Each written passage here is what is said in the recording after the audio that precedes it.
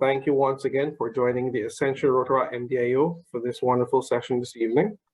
The session is entitled Rotaract, the New Frontier of Dues and Finances. It is presented in partnership with the Zone 34 Rotaract Committee. Our presenters this evening are the esteemed and awesome Mr. John Hans, who is the Global Initiatives Supervisor, Club and District Support, and Mr. Greg Franks, Senior Supervisor, Club and District Support.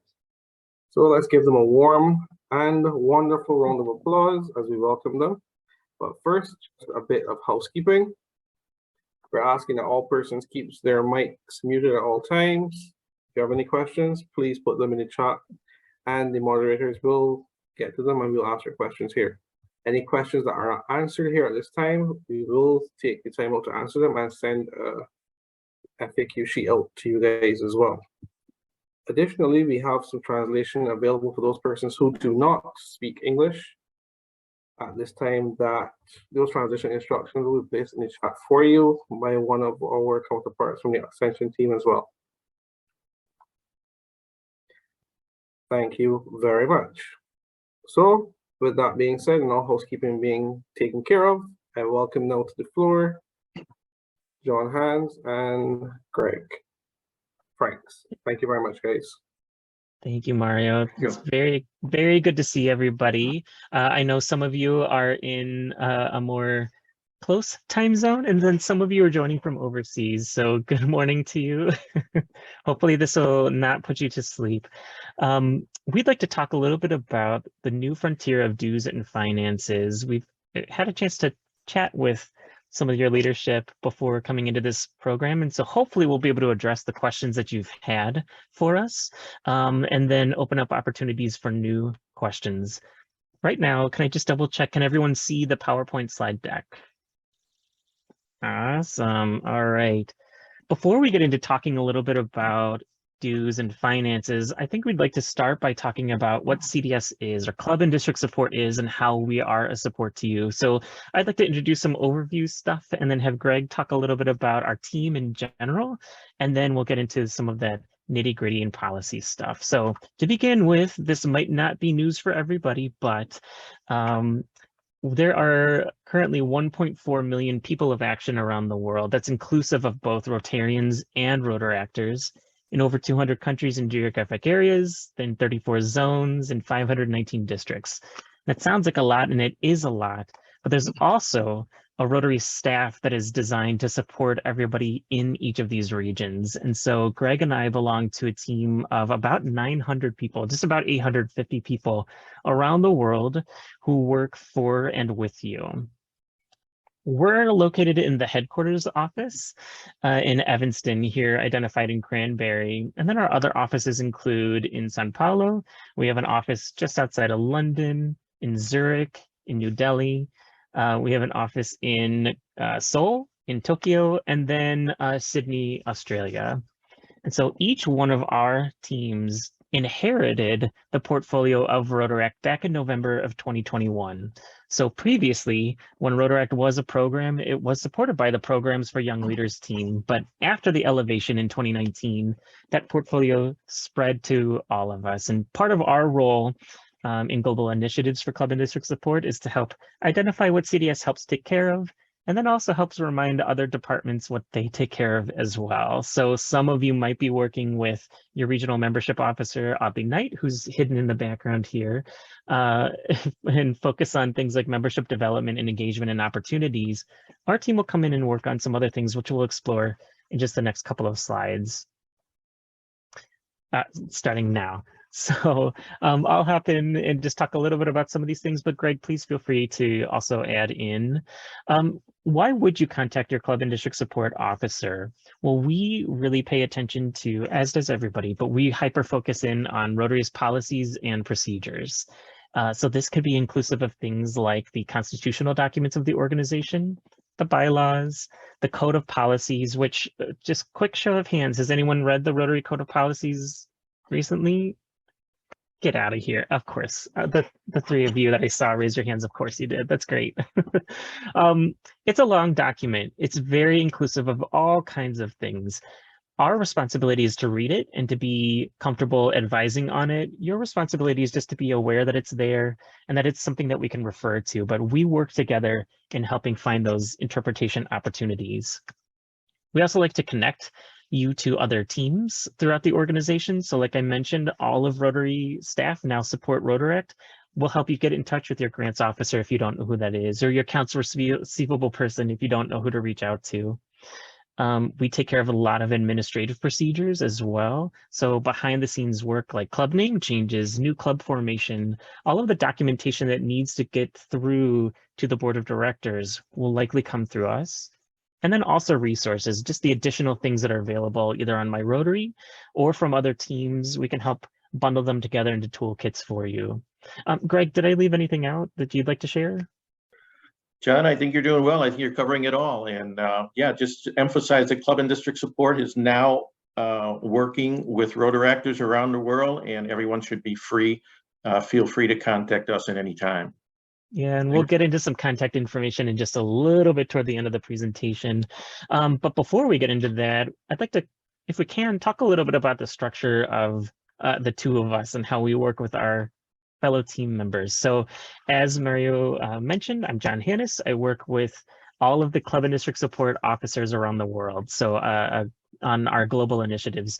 We tried to call it project management at one point, but then we're politely asked not to call it project management. So we went with global initiatives instead. But the idea is that as big things come to the CDS team, my teammate and I help kind of coordinate behind the scenes. But I did work with a region for quite some time leading up to taking on this role about a year ago. Greg, do you mind explaining just a little bit about how your role works with our team, and then Sure. we'll go through like our different team members that represent the areas. Sure. Thank you, John. And first of all, good evening and good morning, everyone. Once again, my name is Greg Franks, and I'm a supervisor in Club and District Support. Been around for a while, since 1989. So a little bit of experience working with Rotary clubs way back when Club and District Support used to work with Rotaract back in the 90s, and then it was transferred over to our programs area. And now we're delighted to have all of you back in our area. I supervise along with myself, 3 other individuals. And the areas that we work with are the central US, the Midwest as we call it, southern part of the US, the Southeast, all of the Caribbean, and all of Spanish-speaking Latin America. We are two-person teams. Darwin San Pedro, as you can see on the screen, works with me. Darwin has been working for Rotary for over 20 years. And the districts are there on the right-hand side, which may or may not make a lot of sense to you. But once again, the area that we work with, specifically our 2-person team, is Northern Latin America, a number of districts in Southern South America, and also the Dominican Republic in the Caribbean. Go to the next slide if we want, John. Yeah. Then there are 2 other individuals that I supervise, and they are Alicia Pijal Avila and Sonia Romo. Alicia also has been with Club and District Support for over 20 years now, and Sonia just joined us in August. What with COVID and number of people leaving the organization, the Great Resignation, as we were calling it in the US, we were struggling to find a replacement for one of our former members, and finally, after a year, we were able to contact Sonia, we were able to contract Sonia Romo, who has been with us now, as I said, just from August. Alicia and Sonia work with all of the Caribbean other than the Dominican Republic. They work with the southeastern part of the United States, zones 33 and 34 directly, and then a number of districts in South America. So our 4-person team, once again, is working with a large portion of the United States, all of the Caribbean, and Spanish-speaking Latin America. And that leads to another group that works with the rest of the Americas. What we don't have pictured here is a team member, Nick Taylor. He's the other supervisor in Club and District Support, the Americas. And he works with zones 26 and 27. And since I wasn't anticipating that anybody would be here from that zone tonight, I didn't put his picture up here, but he's easy to find on all of the things. So instead, we'll focus on Sophie Dangerfield and one of our newer team members, Mallory Ori. They work with primarily Canada and then the northeastern part of the United States. So those are listed here. And again, I'll show you a resource in a little bit that'll help you identify who your direct person is.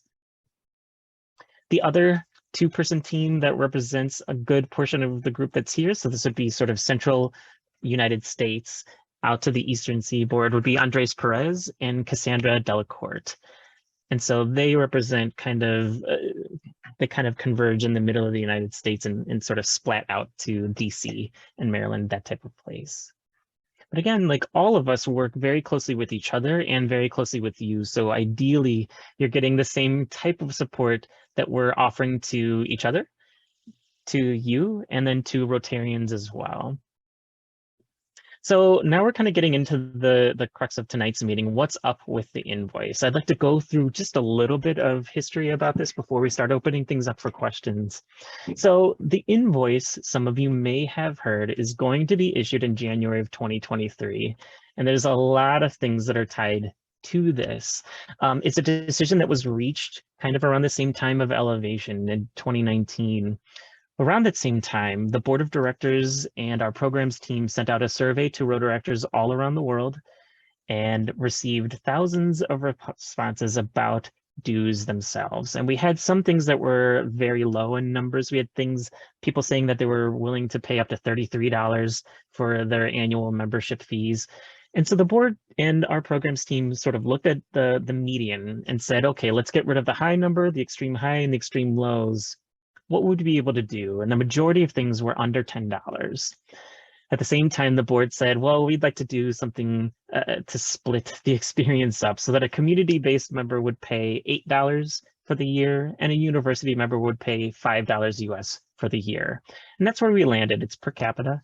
And we're going to be billing that in January. So I'll talk a little bit about how you can help prepare for that in just a moment.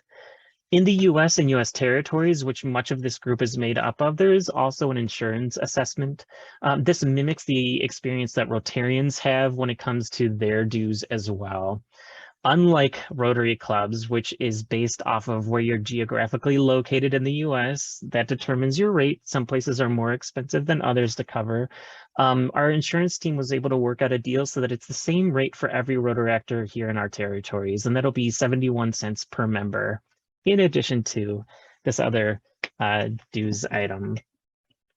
That 71 cents covers two different types of insurance. One is called directors and officers, and then another one called employment practices liability insurance. And unfortunately, I don't know enough about it to explain that fully, but we do have a page on our website that covers what the insurance coverage is, and then an insurance team that is reachable by emailing insurance@rotary.org.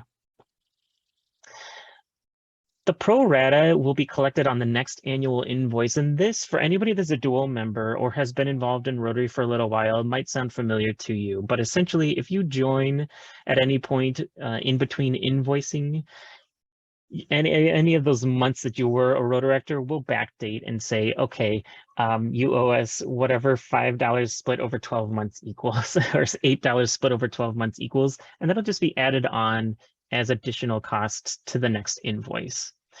Your membership, when we bill it in January, is going to be inclusive of this entire Rotary year. So from July to next June. So it's sort of looking backward in time and forward.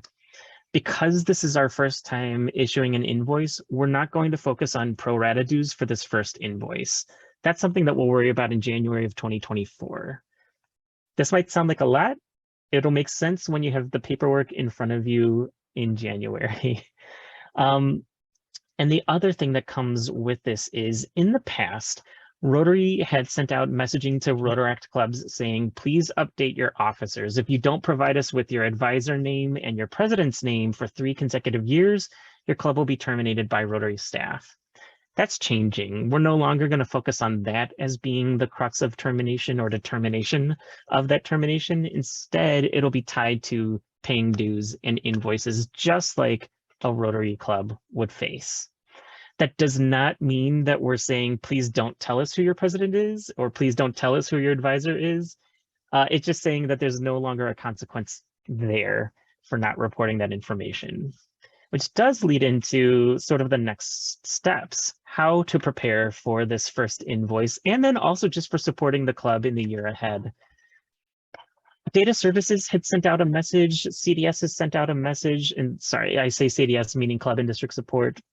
Our finance team just sent out a message at the end of October asking for assistance in reporting club officers and a club permanent email address. When it comes time for the invoice, we will be sending out a copy to the club president, the secretary, the treasurer, and if a club has a permanent email address listed with us, that email address as well. All of those officers will get the email notification, but every club officer that we have recorded, and I'll show us the list in just a second, will have access to the document on My Rotary once it's been issued. So multiple people will be able to approach this. At the district level, a district governor, a district executive secretary will also be able to get to the invoice and help provide it to you if you didn't get a copy. So it's going to be very difficult to not see it, if that makes sense.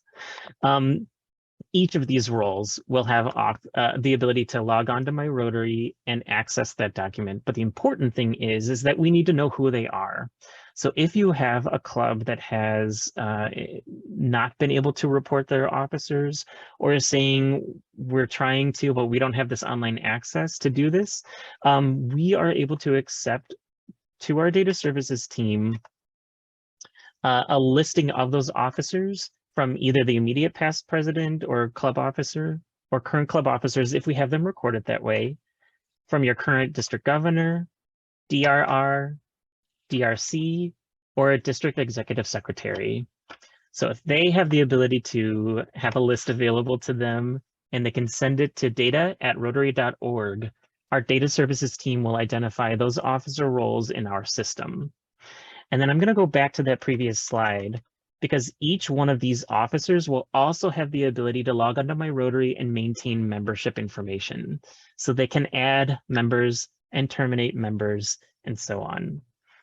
A big change for Rotaract and for Rotary is that we are accepting those changes from this group of people. In the past, we had accepted those types of changes from sponsor clubs. They had administrative rights and also decision-making rights as the sponsor of a program. But now that Rotaract's been elevated out of program status, it is its own membership type. We want those types of changes and information to come from this group of people. A sponsor club might make the recommendation to terminate a Rotaract club, and we will say thank you for that recommendation, but we'll check in with the club to see if that's what they want. If they don't want to be terminated, is there something else that we could do to support them so that they become, again, another vibrant club in their community? That is a shift. It's a shift in this relationship between the sponsor club and the clubs that they sponsor. And that's something that we'll continue to see as changes get made through the code of policies and through other support documents and teams. So I'm going to skip past this and say that, as I mentioned before, there's a way to stay connected with your CDS team. Rotary.org/CDS will lead to a search function, and that allows you to find your club and district support representative based on your district number. So as long as you know your district number, you'll be able to find us. There's a second little dial on this page on My Rotary that lets you find your financial representative as well, the person who's going to be helping you go through the process of making those dues payments. So if you have questions about that, that finance rep is who you can also reach out to. Their name will also be imprinted on the invoice itself. We also have a Facebook page called CDS The Americas that you're welcome to like and follow. And then a podcast that we're trying to put out once a month to talk about some of the more common conversations that we have as a Club and District Support staff. I should say the Club and District Support America staff put this together. So currently it's presented in English, but we try to cover some really interesting topics in small little bites so that you don't have to go searching through the website for information on how the COL works. We can just tell you and share our experiences from there. I'd like to open it up to questions now, if we're okay for time. Or Greg, is there anything else that you'd like to add before we do that part? No, I think, John, you've covered a lot of points, and probably most importantly now is we could start responding to some questions. All right. So I Hi, don't good know. evening. Yeah, Mario, thank you. Hey guys, thank you very much, John and Greg, for that really deep analysis on dues coming up. I'm sure it's answered a lot of questions. I've been getting quite a few questions as well, and it answered some of the questions I would have had, and I'm sure all the participants here who have reached 100 at this point in time are greatly appreciative of the information. So let's kick this off with an easy question first and foremost. This is coming from Selena. She's asking if there is going to be a time frame attached to the termination regarding dues. Like I said before, that it was a 3-year termination if they did not update information, but will such a time frame be implemented for non-payment of dues? Good question, and the answer is yes. It's not that big of a time frame though. So you will, as a club, receive a 30-day reminder, a 60-day reminder, and a 90-day reminder from our finance team if you have a balance due. Your district governor will also receive a 30, 60, 90-day reminder from our finance team for both Rotary and Rotaract. At the 120-day mark, if your club is still carrying a balance of US $75 or more, that's when termination would happen. And it wouldn't be a surprise. It's something that we would identify with you before that happens, but that is at the point at which you would be terminated. Again, that's if your club is carrying a balance of US $75 or more at the 120-day mark. The interesting thing about that is that sometimes it takes time to get to that balance point because you could also be carrying a balance of $65 for a couple of cycles before it becomes a problem. So from My Rotary, from that page, you'll be able to see something called the Daily Club Balance Report that identifies if you have something due and how late it might be. The website also is going to be the main place for making your payments. So you'll be able to do that by either a club credit card or another credit card payment like that. Your finance representative will be able to talk to you about whether or not there's an alternative way of submitting those dues. Some offices are able to accept checks, some aren't. So check in with that finance rep to see what that is. At the point of termination, we would then say, just like we would to any Rotary club who's terminated for non-payment of dues, that there's a grace period in which you can reinstate. And that period is 150 days after termination. So I know I've just said like a bunch. You'll get a 30-day, a 60-day, and 90-day reminder. At 120 days is when you would face termination for carrying that balance of $75. And then you have 150 days to apply for a reinstatement. That reinstatement comes with a reinstatement fee. So in order to be reinstated as the club as you currently are, you would not only have to pay the amount due, but also $3 US per member to basically re-up.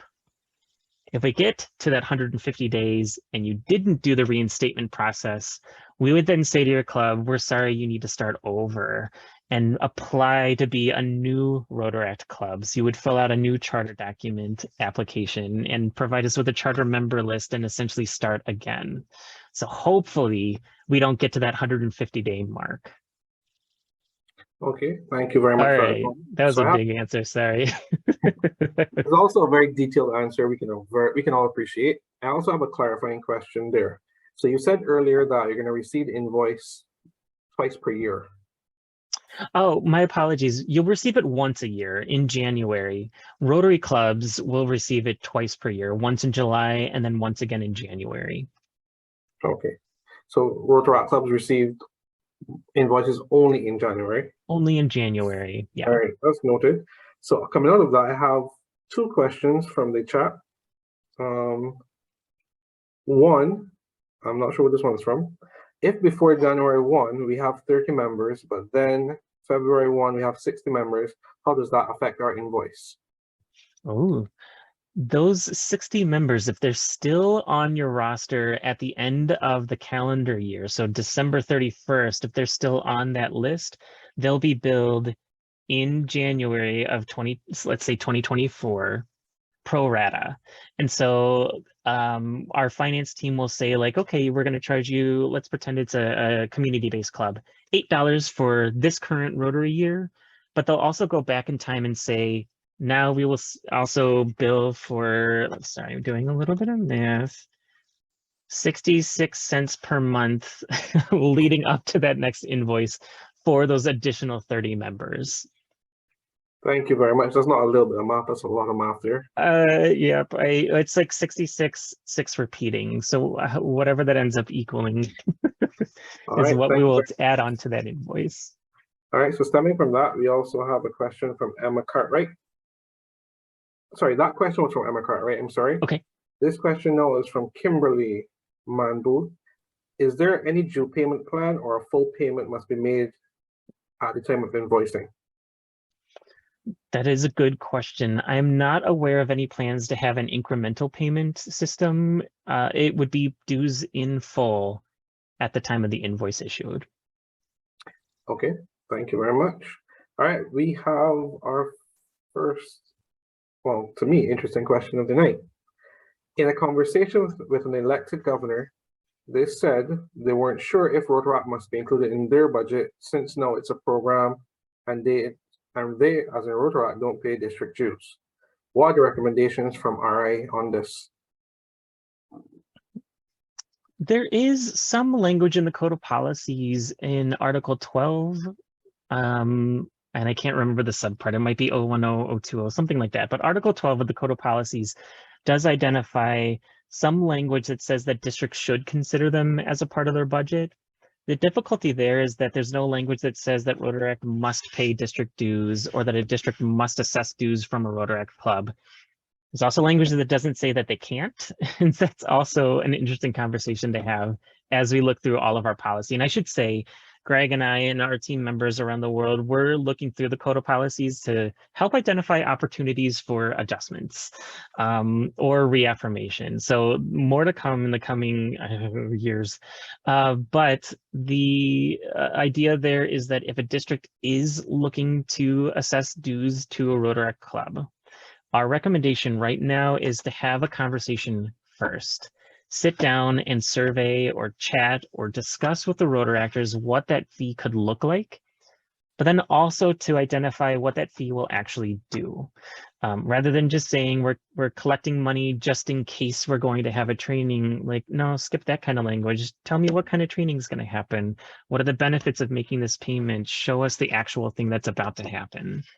So hopefully your district is having that conversation if they've been considering collecting dues. And I should say there are some districts around the world who have traditionally been collecting dues from the Rotaractors.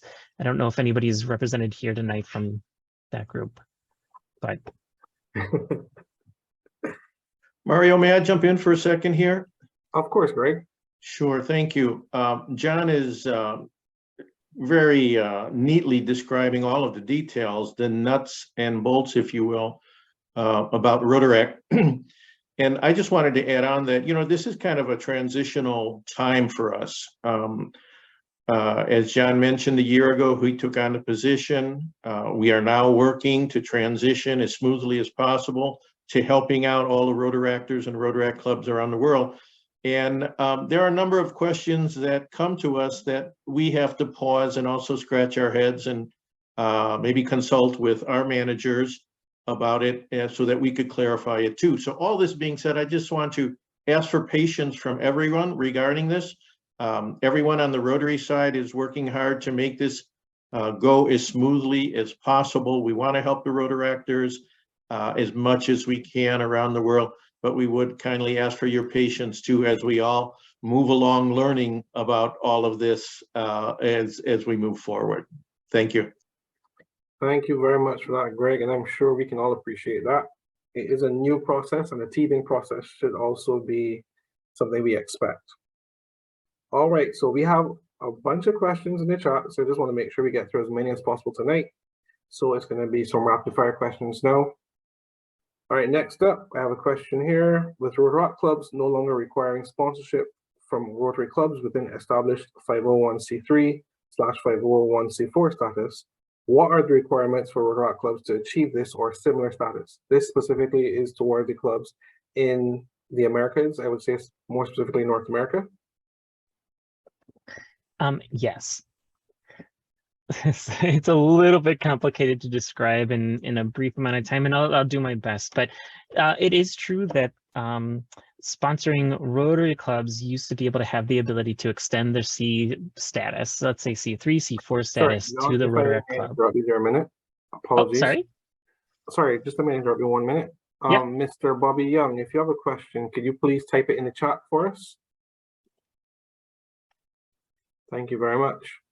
In all caps, please. So Rotary clubs have the ability to extend that if you're US based. A Rotaract club can now apply for their own EIN from the IRS, and we've got a document that will help walk through that process. So I would say if that's something that your club has been looking into, go ahead and reach out to your CDS member, and then if you're in the US territories, and then they can help identify that paperwork for you and then walk you through the requirements from Rotary's perspective.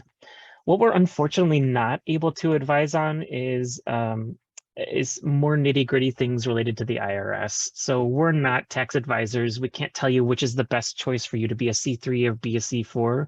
We could just tell you what we're aware of as anecdotal evidence, what we hear other clubs doing around the country. So if you have somebody in your club who is a tax advisor, or if you have a relationship with a Rotary club or a member of your district who is able to offer that type of advice, I'd say let's also lean on them a little bit. So I could put a little a document here in the chat that kind of describes in just a moment. Okay, thank you very much. Okay, so we're going to take the live question from Mr. Bobby Young. Just gonna unmute him.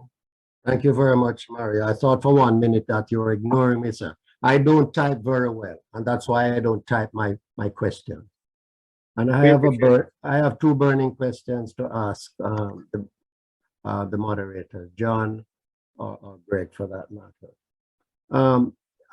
You have brought Rotaract on a playing field, but to me, the playing field is not level. You're asking Rotaractors, particularly the community base, to pay $8 per annum, while you ask a Rotarian to pay much more than that.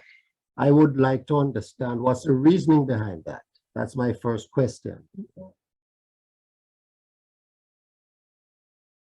You want my second question? You want my second question? Yeah, let's hear it, and then we'll see if we can get them both in the same go.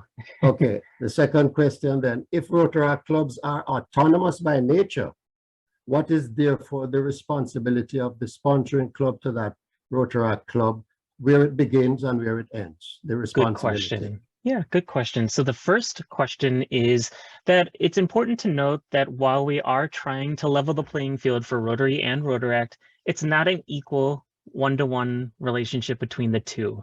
There are still limitations to being a Rotaractor in your district. There's still limitations to being a Rotaractor at the Rotary International level. So a Rotarian can move on to be a district governor, assistant governor by policy as it's currently written. A Rotarian can also participate at the board level, at the council on legislation, at a number of other things that are available to them. In the past, Rotaract was not actually a free service that was offered. It was something that Rotarians paid for in their dues. And so now those dues are now, with the inclusion of the Rotaract invoice, where Rotaractors are chipping in, Rotary dues for Rotarians are now going to support other services that have been sort of waiting for this opportunity in the background. To respond to your second question about the relationship between a sponsor club and a sponsored club, we're trying to mimic the experience that a Rotary club has with its sponsors if it has a sponsored relationship. Rotaract clubs can charter without a sponsor now, just like a Rotary club can charter without a sponsor. Much like in the Rotary situation where a sponsor club is more of an advisor, a counselor, an ear, or a partner, that's what we want to see with a Rotaract club and its sponsor, whether it's another Rotary club or a Rotaract club in the region. So it's more of a partnership rather than an administrative arm. And I hope that addresses your question.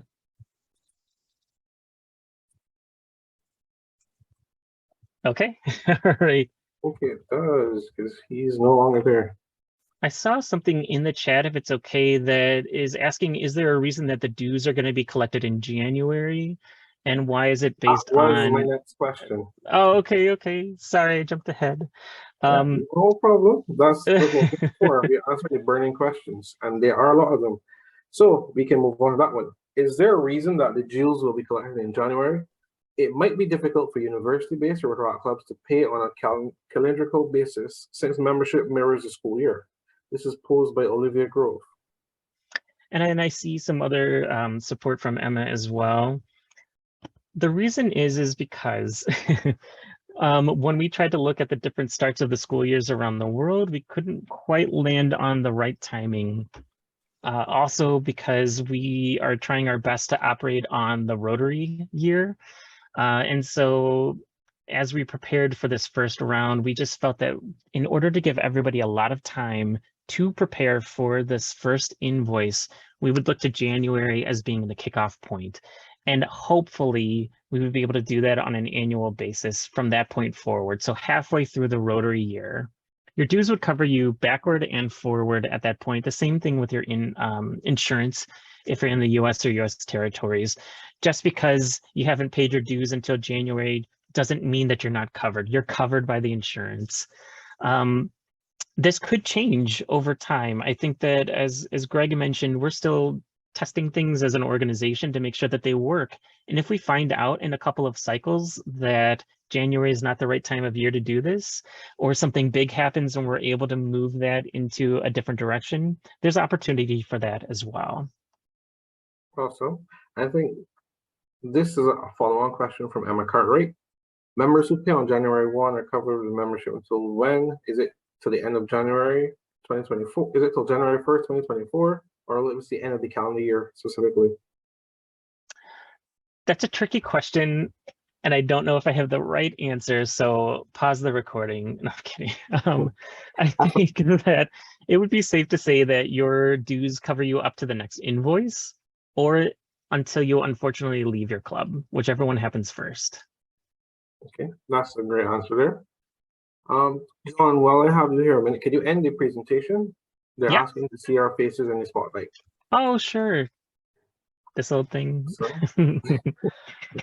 all right, so the next question is coming from Wow, all the way in District 1470 in Denmark. In my district, we are 4 Rotaract clubs in the process of elevating Rotaract. The Rotary District is now looking into having the Rotaract members pay a fee to the district, so district dues. This does, however, cover a lot of stuff. The Rotary Foundation, Rotary Denmark, Rotary Norden, RYEP, Rotary Denmark Foundation. The fee is not set yet, but the district is looking for Rotaracts to pay the same as the Rotarians, which accumulates to about USD 120 per member per year. Wow.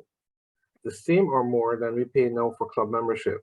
My question specifically is, do you see any other districts looking into having Rotaract pay district fees? And what would happen if the district forces us to do so, and if we refuse? This is aside from the RI per capita fee. Ooh. This is from Philip Flint. That is a Yep. very... Guys, do you want to come back to this one? I think this might need a little more... No, let's give it a try. Okay, go ahead. All right. So yes, I have heard, and I'm sure Greg, in your region, you've heard of districts who are attempting to move in this direction of charging a fee or assessing a fee for Rotaract Club. Right now, we don't have a list of districts that are currently doing so. We just have like an idea of where we're hearing about this happening. Some of the language that I'm seeing in this is that a fee covering things like donations to the Rotary Foundation shouldn't happen. We actually have policy in the Code of Policies that says that a club cannot enforce a donation to the Rotary Foundation. They can encourage it for sure, but it can't be a requirement of your membership in our organization. So that's something that I think that your district will want to bear in mind as they start going through this conversation. That said, I don't know if Rotary Denmark has its own foundation or anything like that they're working with. So that's something that I wouldn't be able to comment. Oh, there you said Rotary Denmark Foundation. We don't have any language that says that they can't make you make a donation to that entity. We only have it for ours. So that's a conversation that I would continue to have. I would argue that $120 might cover a whole bunch of cool things, but I would say I would be cautious and say, like, is that actually covering the same experience for a Rotaractor as it would for the Rotarian that's also paying that fee? If it's not, then I think it should be a different number. And that's just me saying that. That's not, I guess, Rotary saying that. What would happen if the district forces you to, and if you refuse? There's no language currently in the Code of Policies that says that you are required to make a payment to the district for an assessment. That said, there's also no language that says that you have the vote on that experience as well. And that's something that we're very much quickly trying to clarify in the Code of Policies. But I would recommend asking a bunch of questions about what that $120 is doing. Thank you very much, John. That is a great response and some great advice. There's nothing like open discourse to get to the bottom of things. All right, next up. Well, Quentin, your question was answered already prior, so I'm just going to skip over that one. Next up, we have a question from Giselle Holder. Can you reiterate how the invoice itself will be sent to the clubs? Will it be emailed to the president, treasurer, and secretary, or does it require logging into My Rotary, or some combination of the two? Combination of the two. So the president, the secretary, the treasurer, and then a club's permanent email address, if it's been provided, will all receive a copy of the invoice and then a notice to log on to My Rotary and make the payment. But those other officer roles that I mentioned, so your public image chair, your membership chair, any one of them could log on to My Rotary, and through the home button, and then your club name will see a finance tab there where you can also download a copy or also make that payment online. So any one of those officers can have access to it, but the three that I mentioned are going to get the actual notification. Okay, thank you for that. Next question, Olivia Grove. Can the insurance be used to cover club events, or is it just to cover club leadership, or both? Both. That insurance coverage will cover your leadership, just in case something happens at an event and somebody threatens to sue your board or something like that. So that coverage is there, and you have now access to, you did have access, but now you're chipping into the access to our insurance team and the support that they offer. But then also the events that you do are covered within reason. There are some types of events that are out there that do not get covered generally by us, so you might be encouraged to do something called additional insured, and our insurance team will be able to speak to that a little bit more. I think we tend to get those kinds of questions if you're having like a hot air balloon race, and does our insurance cover if your feet leave the ground, and fireworks shows and that type of thing. So check in with the insurance team if you ever have a question. They'll give you both the short answer and then also access to the long answer, which is our policy and the coverage of it. Okay, John, may I? And yeah, Greg. Yeah, if I could jump in. I mean, with insurance, should we clarify which countries we're talking about regarding the insurance? It would be U.S. and U.S. territories. Yeah. So if you're joining us from overseas, check in with your local office to see how that's managed. And again, that rotary.org/CDS will get you to the team who can then connect you to the right staff member. Awesome, good to know. So Anthony Massey, I think, or Massey, forgive me if I'm butchering your name. What are the IRS filing requirements of a US-based Rotaract club? If an existing Rotaract club does not have a 501c4 status, do they face IRS penalties? I cannot really speak to the penalties part of it, just because I don't work for the IRS. I don't know the inner workings of their expectations. But if they were to follow, if your club was to follow the Rotary pattern of what we see, I should say for C4 status, it's an annual filing of a document called the 990. And basically it is just identifying the money in and out from your club. The tax exempt status, though, would prevent you from being subject to, it's dependent on the type of club that you are, C3 or C4. C3s tend to be a little bit more like a charitable organization, so a place that can receive and issue a receipt for those donations. So if you think of it in this term or at the Rotary level, the Rotary Foundation is RC3. It's a charitable arm. Rotary International itself, where we collect dues and host events and those types of things, that's our C4 arm, the business side of the organization. And so you'll want to have that conversation at the local level. Again, maybe have a conversation with either a local tax advisor or a club member from a sponsoring club or a neighboring club that has this experience to talk a little bit about that timing. But it is an annual thing, and we'll send you an annual reminder in the month ahead of it. Usually around August, we'll say like, hey, you should be focused on this.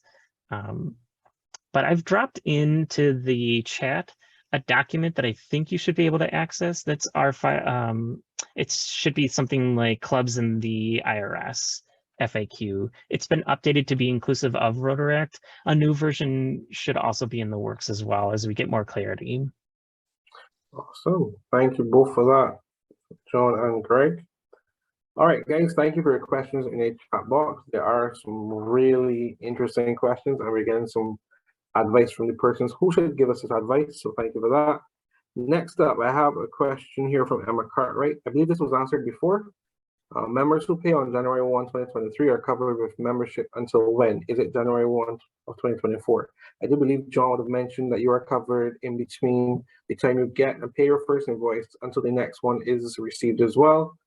So thank you very much for that. And if that changes, I'll make sure to be very vocal about that, especially if anybody else is watching this from around the world, especially to your MDIO chairs. I'll be able to help spread that message throughout everybody. Awesome, thank you so much. All right, we have a question from Barb Kent. I understand that Rotaract presidents need to attend RLI, which stands for Rotary Leadership Institute, if I'm not mistaken. Is that mandatory? I'm not sure if you guys can answer that question. Could you repeat that one? Sorry, so Barb Kent asks, I understand that Rotaract presidents need to attend RLI, which I assume stands for Rotary Leadership Institute. Okay. Is that mandatory? Okay. Rotary Leadership Institute is something that is implemented at the local level, usually at the zone level or regional level. It's not something that's issued by Rotary International itself. And so we don't have any requirements that says that a Rotaract president or president-elect must attend the RLI. However, it is a very, very robust program that's out there. And so if the opportunity exists, and if your club has the means to send somebody through that kind of training, it might be worth looking into. But there is no penalty from Rotary that says that if you didn't go to this thing, we're kicking you out. That's not for us to say. Awesome. Thank you for that. So we have a question coming in from Jake and Donna Almborg. Again, if I butcher your name, I do apologize. Can the sponsoring club pay the Rotaract Club dues? Our Rotaract Club is very new, and we told them we would support them in this early phase by paying their dues. How can we get old members removed from their roles? Good question. So I'll split that into two different parts. As far as the membership updates go, those updates really should come from the club itself. So changes to the membership roster should come from the president, the secretary, the treasurer, foundation chair, membership chair, public image chair, or service projects chair, or if the club has identified an advisor. And the advisor can be from your existing Rotary club. It could be, if they're university-based, it could be a faculty advisor. It also could be somebody from the nearby community. If you're in a Rotary club, it might be similar to what a club executive secretary could be for your club. So any one of those positions would be able to log onto my Rotary and manage membership that way. If there's any issue from any one of those officer roles in managing that membership, an email to data@rotary.org can also be helpful. The second part of your question is about paying dues, and can the sponsor club pay the Rotaract Club dues? Possibly. It's going to be up to you and your Rotaract Club, or the Rotaract Club and you, I should say, to determine what that relationship looks like and if that assistance is going to be available to them.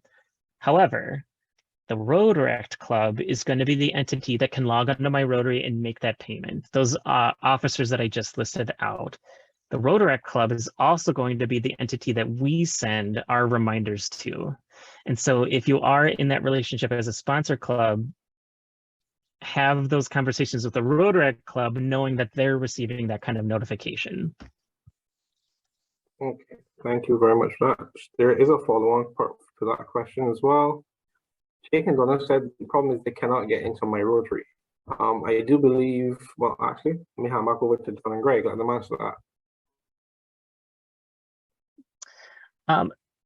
There's probably something happening on the back end in those instances. Like maybe you have created a secondary email address and we have a duplicate account. So I would say if you can have a quick conversation with your CDS representative, they can help from the back end, try to identify what's up. And then if we need to contact data services, we will, or coach you through it if we can. And to find their CDS representative is myrotary.org/CDS. Yep, I'll just put this into the chat again. Thank you so much for that. That way, if you need to find your specific CDS, you can click that link or go onto myrotary.org/CDS. You can find the specific CDS for your district, your zone, your region, etc. All right, another question from Emma Cartwright. She promises this is her final question, but we're going to answer the question. Keep them coming, please keep them coming. If they join in February, I understand that their dues are based on months as members, but are they covered until February 2024 or January 2024? AKA, are they covered 1 full year or until next invoice period? So this is pertaining, this is an add-on from our previous question of if they're going to be covered from January 1, 2023 to January 1, 2024. If they join February 2024, I think they'd be generated on the next invoice to come. So they'd be prorated and then they'd be on the second invoice, if that's correct. You got it. Yes. That's my current understanding of it right now. Yeah, that you would be covered until the next time we make a bill, a payment. And that, I should say, if you were to zoom out and look at the Rotary version of this experience, they're always paying for the next 6 months of membership. So until the next invoice date hits. Okay. Awesome. Thank you for that. But if I have to retract that, people of YouTube that are watching this, I will pay attention to myrotary.org for updates. Yeah. Be aware that this is a new process and there is some teething going on. Yes. Like anything, there are going to be some things we need to stay rigid and some things need to flex. And Rotary is willing to flex with us. All right. So add on to what Jake and Donna Amborg said in District 2610. ACDB cannot interface with my Rotary for Rotaract. That is quite interesting. They should be able to. So we released an update just well, I should say up until about a month and a half ago. You used to be able to fill out a paper form that said to our data services team that we would like to integrate these two tools, DACDB, or for some other parts of the world, Club Runner or SEMDA, or any of those other third-party official vendors that we have relationships with. About a month and a half ago, we released an update to My Rotary that allows for the club to self-identify that relationship at the local level. You'll be able to link your vendor to Rotary's database. And then if your district utilizes a different database, like say you use DACDB, but your district uses Club Runner, you'll also be able to identify that you want to share read-only access to the district level. So ideally, they're all going to be talking to each other. But the changes that are made will come from the club itself and either My Rotary or your local vendor, not from an outside source like the district. Okay. And that should adjust or address membership changes and then also officer reporting. Awesome. Thank you very much for that.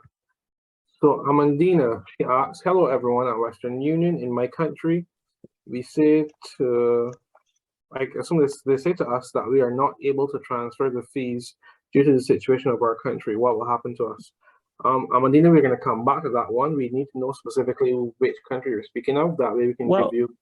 To that, I would actually say, if you go to that link that I shared, rotary.org/CDS, and then switch it over to the finance representative button that's there, it's quite literally just a dial, type in your district, and then ask that finance representative how it's handled for Rotary clubs at that level or that location, and they'll be able to help you identify the best way to get your dues submitted.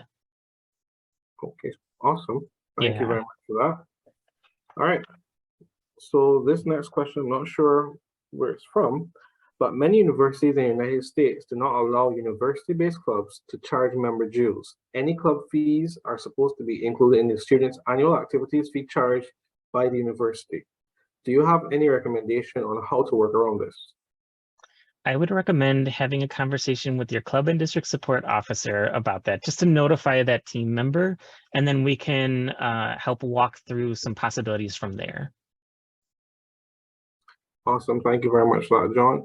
Out of curiosity, this is my personal curiosity. Oh, yeah. Would it be something worthwhile if they speak to their sponsor Rotary Club and see if the sponsor Rotary Club is willing to work with them to pay the dues on their behalf? That's a possibility, sure. I think if the sponsor club is unable to or unwilling to, depending on how your relationship is going right now, or if it truly is the spirit that the university says you cannot be charged for your membership in this experience, I think notifying your CDS representative is going to be a stronger step for you. Okay, Yeah. Awesome. Thank you very much for that. All right, guys, we are approaching the in time for our time frame here. So I'm going to take one more question. And then any other questions we have in the chat, as we said, we are going to compile them into an FAQ document, get some information and feedback from John and from Greg, who are the experts for this presently, and then come back to you guys on it.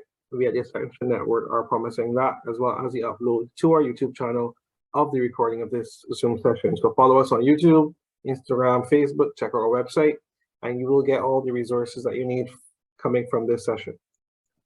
Guys, the last question for tonight, this is from Patrick Forrest.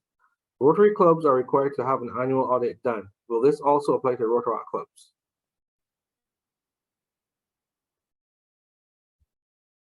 I would say that I can't think of any language currently that says that it's a must do, but I do think that it is a nice to do to always have an idea of what your club is up to, and financially, to have somebody take a look at it and make sure that it's happening in an appropriate way.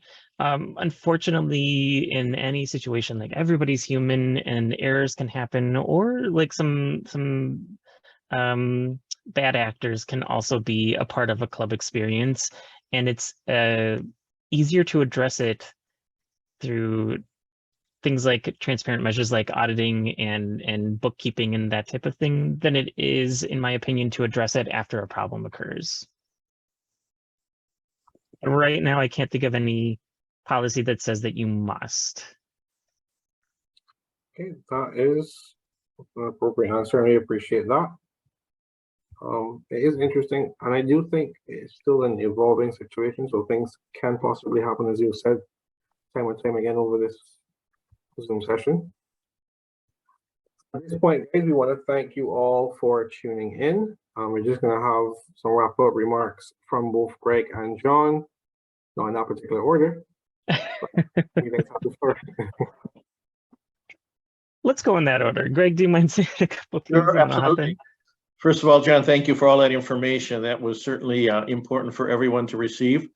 And I would just like to say that on behalf of club and district support, once again, we're in a transition stage, but nevertheless, we are there to help you out with your questions. We want Rotaract to move forward. As John mentioned, it's a different membership type. It's no longer a youth program. You are there to do your thing. But please take advantage of the resources at your district. Don't disconnect necessarily. If you have a sponsor club, don't necessarily disconnect from them. Ask them for your help. Go to your district governor, go to your assistant district governor. There are all sorts of resources within your district. And of course, you have the resources of Rotary International via John and club and district support. So we're there to support you in every way we can. Once again, please be patient as all of us work through this, but we want to help you as much as we can and want you all to be a enormous success as Rotaract clubs. Thank you. Thanks, Greg. And I would add to that list of support your MDIO. Many Rotaract clubs belong to a district that is involved in a group like this group tonight, the Ascension MDIO, who took the time to put together this conversation, but also takes a lot of time to put together trainings and other informative opportunities. And so there's a wealth of information within this group as well. So really try to pay attention to the different groups that are out there and available to you. I think Greg summed up quite a bit of what I was going to say. So I think I'd like to pivot and say, if you haven't been considering registering for the Melbourne Convention,